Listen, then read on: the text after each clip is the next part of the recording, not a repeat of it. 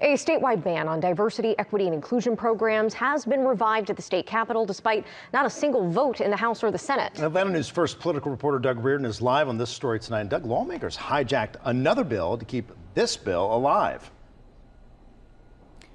Yeah, they didn't just hijack it, Blair and Carly. They took the language, completely removed it, and then put in this DEI ban. That bill originally, House Bill 127, would have allowed teachers here in our public schools to roll over 5 PTO days instead of the 3 that they get now. Really, really simple stuff. Instead, all of that was removed and replaced with this proposed DEI ban in public schools and universities. Lawmakers are really scrambling to get this done with just days left to go in this session.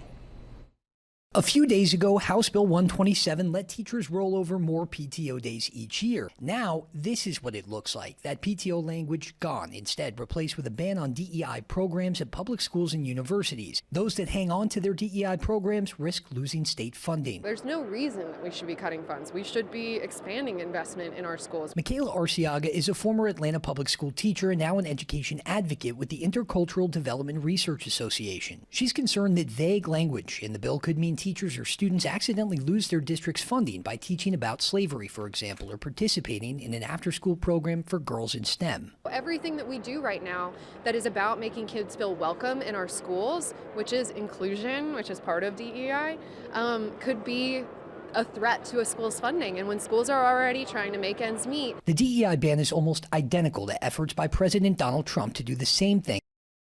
The bill's original sponsor, State Senator Marty Harbin, said DEI programs have become weaponized and can often do the opposite of what they intend to. The DEI initiative actually ostracizes some people because they don't believe in the philosophies that are there. Defunding these programs does not mean that we do not support diversity. It means we support true diversity of thought, where students and faculties are engaged in open dialogue without fear of reprisal.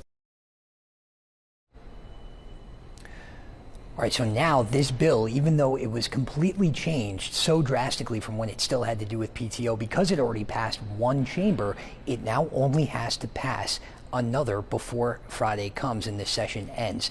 That is what is known as a zombie bill. It happens all the time, but very rarely do we see it where something is completely replaced with something else. So we'll keep you updated on this throughout the week. For now, we're at the state capitol. Doug Reardon, Atlanta News First.